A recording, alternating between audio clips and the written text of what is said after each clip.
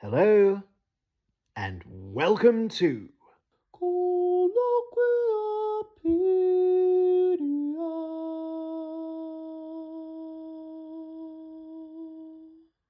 Hello, and welcome to Colloquiapedia, the all-new short, sharp weekly show in which we take a popular word or phrase from the cultural zeitgeist and attempt to understand it in a little bit more layman's terms, thus making the complex more comprehensible.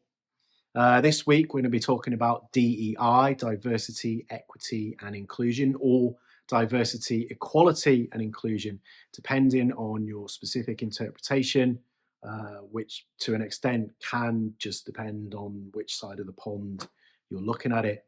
I'm delighted to say we've got a great guest in Ali Jackson-Jolley, who's an assistant managing editor at Forbes magazine, dealing a lot in the area of DEI. I actually spoke to Ali yesterday, and we're going to jump into that conversation momentarily. But just before we do, I wanted to have a look at the term in its purest form in the text of how we might be expected to interpret DEI today.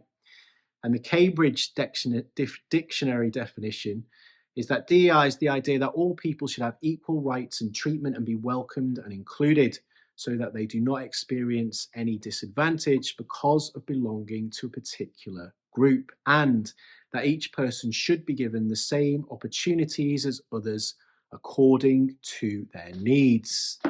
That's the theory anyway. We'll all no doubt have our own interpretations as to how that's applied and interpreted in practice, whether that's in the workplace or in wider society. And there are some fascinating etymological, like historical things to analyze about this term and the way that it's grown up. It actually originates from affirmative action, which itself largely we think originates from President John F. Kennedy. And when you start thinking about terms that have evolved from maybe other words, definitions, phrases that we're kind of using today on an everyday basis, obviously it's just kind of fascinating, really. But that is enough rambling from me. So without further ado, let's jump into that conversation with Ali.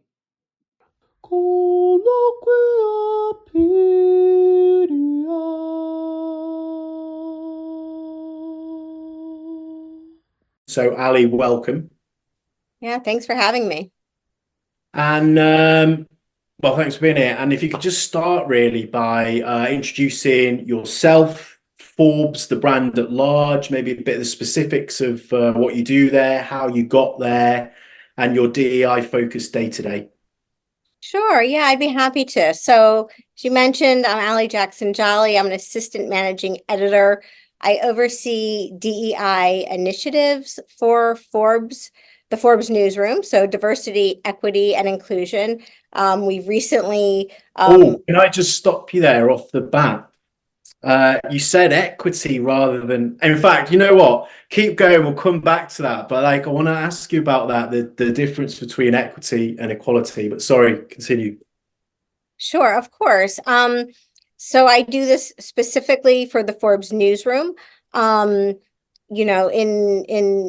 the US and to be honest, across most of the global media companies, our newsrooms don't necessarily reflect the audiences to whom we are talking and reporting for.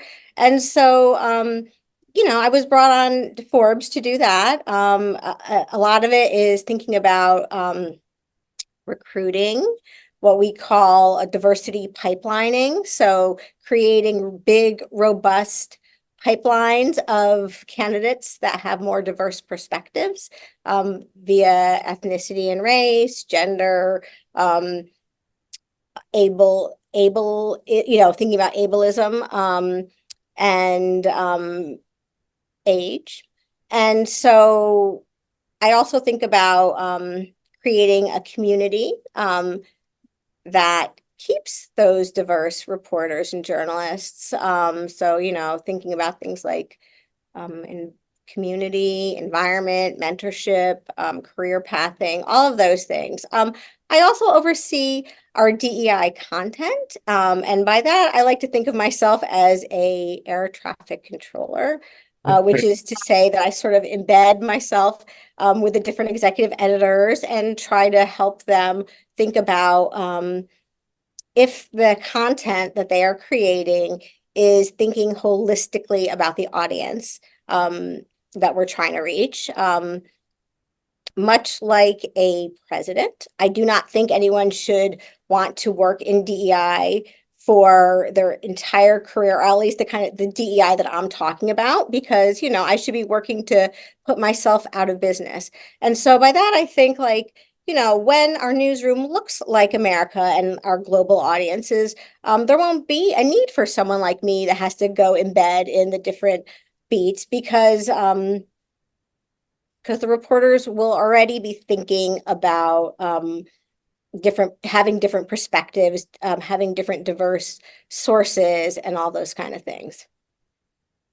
I'm already mega excited about this conversation, and I already know that we're going to completely run out of time of everything that I want to talk about. So, starting right at the very beginning and just focusing on those three letters, if I may, as a starting point, please. DEI, what does that mean to you? What is your definition, interpretation of that term in 2024? Yeah, so the way I think about it is DEI, when done well, is the effort to create more space and create a way for voices that are historically marginalized, put in the margins, to have that space. So whatever those historically marginalized communities may be. I know, for example, in the UK, there's different ideas and different communities that may have been historically marginalized. In the US, obviously, it is very prominently the Black community, the Latino Hispanic community, the Asian American Pacific Island community, at least in terms of being well represented at different levels of the organization. And you know, so that's so I think when it's done well, it's just it's just a decision to make society better, to make industry better, to make business better by creating that space for those communities. Excellent. And you've gone equity rather than equality there. Can you explain maybe slight difference or nuance between the two and why you go for one over the other, maybe? Yeah, so you know, we think about equity in terms of well, first of all, I think it's appropriate because we're Forbes, so we think about, you know, resources and stuff like that. But, you know, in general, these buzzy words, DEI, and, you know, I know we're going to talk about that later, so I can't wait to do that. There's been understanding, it used to be only diversity, right? And then there was I think a understanding from society or that diversity isn't enough. Like that's not that we're not thinking about it well enough if we just say diversity. And then it was diversity and equality. So are we, you know, are are there equal are we allowing for equal voices, right? Say in the newsroom. But then there is this realization that equality isn't the same thing as equity, because equity is sort of understanding that there may be some barriers that disallow us to say, okay, you know, like we're going to create a newsroom that exactly replicates our readership. Go. But like that's not realistic, right? Because we know that there are barriers including like our own internal things, like maybe our networks are filled with people who don't represent those more historically underrepresented groups. Barriers in like if our main pipeline is colleges, are there fewer Black and brown journalism students in universities. So equity is just sort of that larger view that we need to understand what the resourcing is and pay attention to that. And there may be different kind of levers that we need to pull to create more diversity, equity, and then inclusion, of course, just means that everyone feels like they have, just because you have a newsroom or a company or a industry that looks diverse, is there an inclusive environment so voices can be used so that people are empowered to use their voices? Yeah, I'm a big fan of, as you probably gathered, the equity rather than the equality, like being a little bit obsessed with words and just like nuances and like syntax and lexicology or whatever it is, and like the etymology of words and terms. Like, I like that I think more broadly we've gone from the equality part to the equity part, and it seems like such a tiny little, throwaway thing, but like if we're like really mindful about our words and our phrases, I think that really helps to like actually sculpt the meaning that we draw out of stuff just by sometimes subtly changing, that language. Um, Now, can we jump into this, please? Never go into ongoing cases, or that's what they tell you in the journalism school. So, we can delve into the intricacies or the broad concepts, whichever end of the spectrum you want to sit on there. Just to give you a bit of background on this, my mind was absolutely boggled when all the stuff kicked off with the Harvard professor towards the end of last year. And suddenly Elon Musk was jumping in about it on the Twitter. I understand that side of things. I understand that there are people that operate in this world and they operate solely, to trade on kind of fear and sensationalism, and there's clicks in that, right? And there's likes and there's engagement and so on.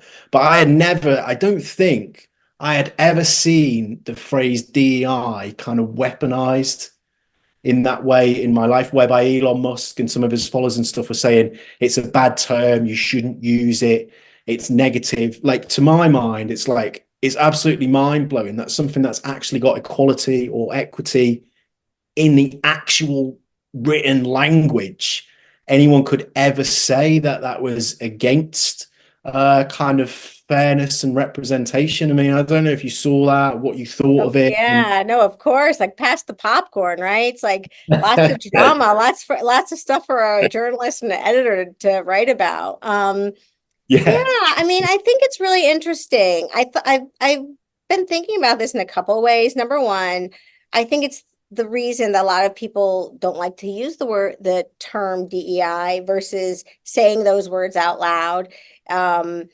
It's similar to, in the United States, there's this buzzy thing, BIPOC. I don't know if you use it there as well, but it's Black, Indigenous, and people of color. And it's sort of like it takes the meaning out of what you're reporting. It's easy, it's shorthand. Sometimes, as a reporter or editor, to have to write that out, it's like a little longer and people get bored. On the other hand, if you're talking about a Black American or a Black person and their race or ethnicity is relevant to that story, it sort of it waters it down by using like alphabet soup BIPOC. And I think the same thing is true for DEI. I think when you say, oh, I don't like DEI, it has come to mean, for those who are politicizing it, or maybe those who have a very very specific viewpoint on it, because it would be harder to say I'm against equity, I'm against inclusion, I'm against diversity, right? But when you put them together, it kind of means something else. And so, to your point about like being, we're journalists, we're to be intentional about words. I think it's important to be intentional and understand that as well. That it's, that words matter, and alphabet soup sometimes doesn't mean anything to anyone. Yeah. And do you think that in a weird way, that's acronym, right? That's when you put like three letters together or like letters together or whatever. Do you think in a way, like not just acronyms, but like stuff that takes a sort of broad identifier term that enables people to apply essentialist qualities and use it, as you say, in a way kind of not lazily, but just as that kind of totem or that signifier of like, oh, this is broadly what we mean. Do you think that can sometimes hinder in a way more than help when we try and contextualize and conceptualize and define things like that, because it then allows people, as I say, to try and weaponize it or take it or turn it on its head or whatever?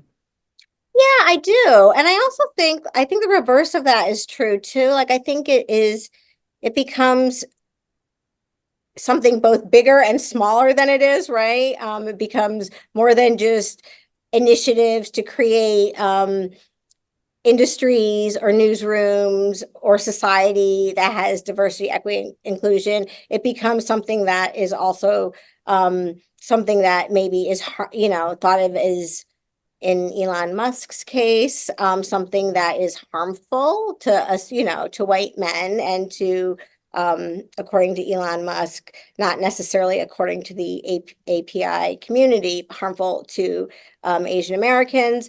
But it also becomes something like smaller than it is too. But I think on the flip side, sometimes people use DEI to show a value, to sort of say, oh, we're interested in DEI, like, come read Forbes because we're interested in DEI.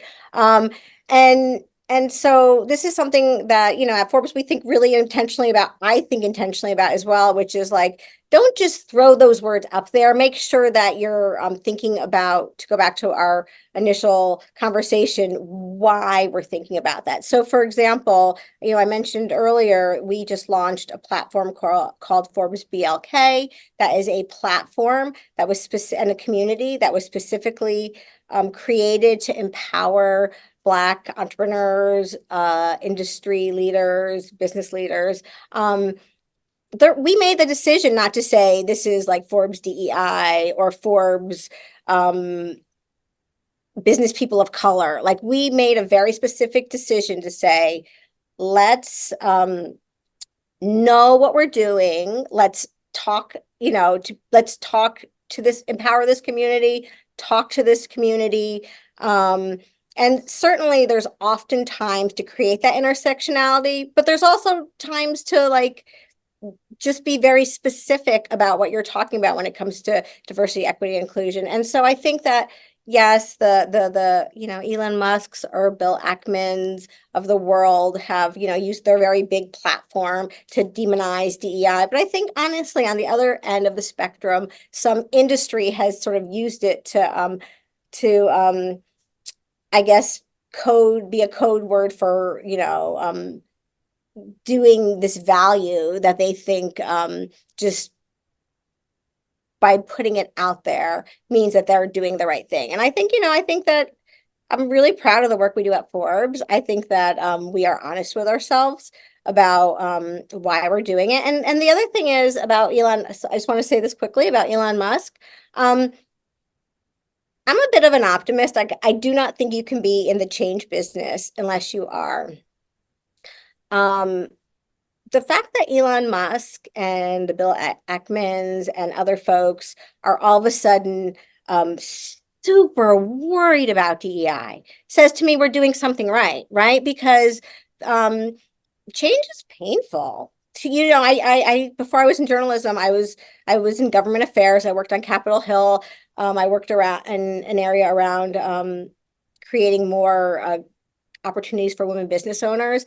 And like I always said, if change was easy, we'd all do it. But change is hard for everyone. Usually when you're creating change, somebody is like, you're saying somebody's going to move around a little bit. If Elon Musk wasn't thinking about this, if there weren't some folks that weren't thinking about it, I would say we're not doing anything. So the fact that post 2020, when George Floyd was murdered in America at the hands of police officers, a lot of industry, including my industry, changed things in a very intentional way, in a way it hadn't been done before. And I think that what we're seeing in part, you're right, it's some of it is like just because it's good drama and to get more clicks, but some of it is understanding that when you make change, there's pushback. And when you see pushback, you know there is some change that's happening. That's the optimist in me, though. Well, yeah, I mean, that isn't even necessarily like mega sort of like, tap your heels and you're at home, like, really, or even that positive. I think that's just quite realistic. I think it's good. One thing that I'm interested to ask you on the point of change and how difficult it is and stuff like that, and interject if at any point it just sounds like completely crazy, but my view of the media tech industry and the way it's grown up over the last sort of 10, 15 years is that, it was a technology that kind of decentralized communications and media and conversation and thought leadership away from, say the centralized bodies of state or large organizations, and it put the means of production, to use a northern British phrase, into the hands of the people. They could go and create content, distribute it themselves, all of that. Do you think because of the world that helped to create, and the more globalized and maybe, although correct me if I'm wrong, potentially more inclusive world as we got into the new millennium, do you think there has been a bit of a backlash to that from sort of the old world order, as it may be, in terms of like patriarchal systems or large organizations wanting to control, not even say the people or the inclusion or whatever, but even just the dialogue and the narrative? Do you think people who were used to the old ways have resented that, and we've had to fight maybe really even harder over the last 5 or 10 years to broaden things out in the way that we kind of initially wanted to? Oh, that's a good question. Sorry, I know that is quite big. I mean that, and then also tell me about, what the universe is. But no, you get me. It's like from the broader point of view, or even if we just look at it from a media point of view and a media tech point of view as kind of journalists and editors, like, you understand what I mean about those wider macro trends. It feels like we've been on one heck of a roller coaster over the last decade or two. Yeah, no, you're right. And the media business, wow, right? Because media means so many different things. Like I tend to think of like journalism and newsrooms, but like media is much larger than that. And yeah, I think that we are in a moment in which yes, I would agree with what you said. I think we're in a moment in which there are some I guess power dynamics happening, but I also think it's, just the state of the media, that everyone that has an opinion can voice that opinion. And those that are very good at growing an audience can voice that opinion, sometimes as if it's fact. And so, and yet, I, of course, as a journalist, fully believe that people have a right to say those things. Like, Elon Musk has a right, his First Amendment right to, say what he thinks. I think that it's the media's job to do some reporting and storytelling around that. I think that I guess the other thing I think wow, by the way, that point right there, I think is like a series of 10 of these, because there's so much to unpack here. Yeah. I mean, we probably need a couple of media academics with us to help us unpack it as well. But the thing I think about, if I'm just going to go back to like the pushback from, whether it's the affirmative action case and that the U.S. Supreme Court just addressed for higher education, in which they said that there was no longer universities were no longer allowed to ask specifically, make decisions on ethnicity and race, to Elon Musk's, conversations about how the evils of DEI, to billionaire Bill Ackman's, conversations in the media. Like the thing that I say to most people, it's what Forbes believes, it's what I believe, is in addition to doing things because they're the right thing to do, companies that don't get this right, I don't believe they'll be around by 2045. 2045 is the year that America will be made up of more people of color than white people. And I think that I'll speak very specific to media companies and newsrooms. If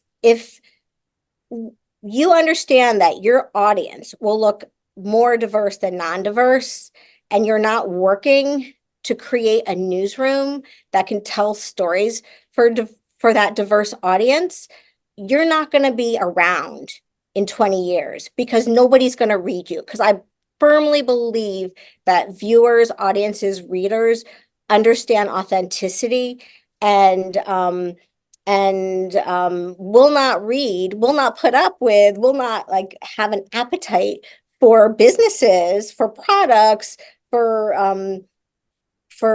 news that doesn't reflect them. And I believe that. I mean, I think that there's a business case, so what? I mean, I care, but so what if you don't care about society? I care. But the businesses are going to lose that don't get that. And I firmly believe that. I think that is a supremely wonderful answer, by the way. Just in terms of like, look, these are the facts, like these are the trends, and that's that's how it's going to be. As you say, this could be like another 10 episodes just talk about this one topic. So just to move more back, I guess, to kind of, more the B2B rather than just talking about the consumer side, and we look at media and business more broadly. I mean, is it the case also that without that diverse pool of talent and opinions and perspectives, you are almost certainly just going to get overtaken because you just aren't going to see the next wave of change coming? If you've just got that very blinkered view with, a very undiverse workforce, you are going to lose out from a business and a corporate point of view, aren't you? Because you're going to lose touch with reality a little bit. Yeah, I think that's really true. I think that's so smart. I think, if we want to take it beyond race and gender and ethnicity, that's sort of what the media was under the gun for a couple of years ago when there was conversation about the coastal elites, right? And where are many of our large newsrooms? They are. And by the way, just to interject on that, as a Brit, I didn't really necessarily even comprehend the full magnitude of the term "left behind" over here. Over here, left behind would be like more of a purely theoretical term in terms of what people go and do as their vocation or what they study or whatever. But my friend was telling to me about the change in demographics of kind of like, Central America versus people living on the coasts. And it's like actually physically people are moving away to those urban centers now. And so in a way, like you try and empathize, you can see why people see those physical shifts, people actually physically leaving their towns and cities, and they may see that much change, and I suppose it can be quite a lot in a way. Yeah, no, I think and I think it's like you're exactly right. And that was one where it was like you're so right. We can continue to see that shift happening, but I think that it sort of speaks to the danger of having like this echo chamber, right? So like, again, why diversity writ large matters to newsrooms. If you don't have different diverse voices from different parts of the country, from different parts of the globe, if your audience is global, as Forbes is, from different, religions, from different races, from different ethnicities, then you're going to be in this echo chamber, and you're not going to have the ability to move your business in the way your audience would like it to what your audience is asking for or would ask for if they could. And so, there's a ton of, as I'm sure you know, research around that, that shows that businesses, newsrooms, media companies, and businesses are better when they have more diverse voices.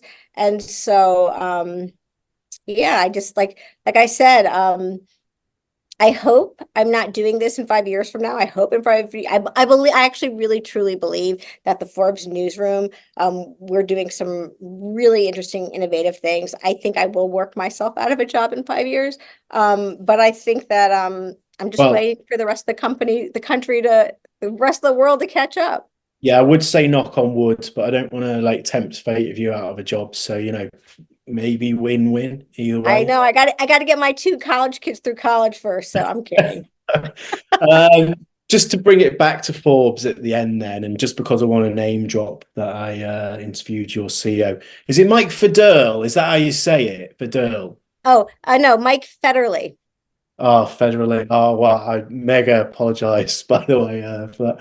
But, I remember talking to him, I think I mentioned to you just before the pandemic, and there was a big emphasis then at that time of moving away from kind of the traditional corporate sense of business and into kind of more startup entrepreneurial mentality, which I think kind of sits with the growth of more DEI and more inclusive and diverse workforces and ideas. Probably goes hand in glove a little bit with sustainability as well, and more the idea of community-driven capitalism. But is that something that Forbes have really embraced, like the different nature of business now and the different maybe interpretations or definitions of how we might think of someone as a business person or an entrepreneur or whatever it may be?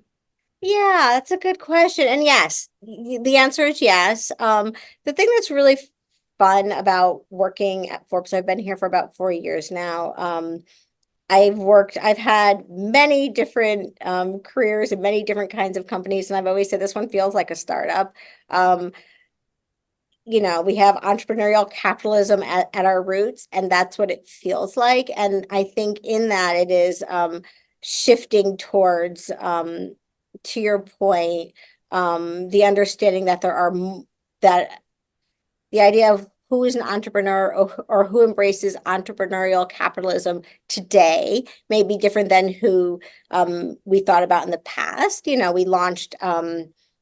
We've launched a couple of communities that show that. For one, we have a creators community, which is really understanding that creators or people who are on social media platforms that do it so well that they are wealth builders or entrepreneurs. Another thing is we highlight a lot of these founders who say, especially in this day and age with the media landscape, that when you're an entrepreneur, you're often 2 things. You're the CEO of your company, whatever that may be, and you're the CEO of your media brand, right? And so I think that is, there is this understanding that the old, yeah, I guess, I don't know, historical vision of what a wealth builder was or what a entrepreneur or industry leader is changing and will continue to change. And